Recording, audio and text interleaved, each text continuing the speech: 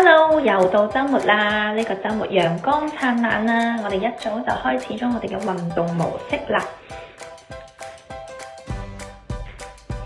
跟住仲拉埋公公一齊跳舞做健身操添。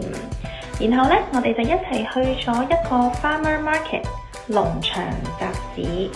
呢個地方呢，係大家將自己種嘅一啲蔬菜啦、水果啦，同埋自己整嘅一啲手工嘅嘢咧，攞出嚟同大家分享。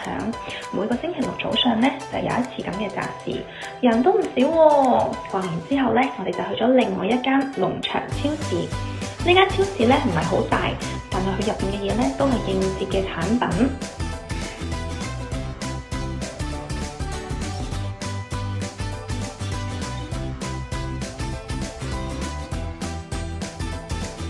晏晝咧，我哋仲去咗食一個自助酸奶店，同埋逛街買衫。返到屋企嘅時候咧，公公就同妹妹喺度玩啦。呢個時候咧，家姐就嚟咗個時裝 show 啦。自娛自樂嘅日子真係非常之快樂啊！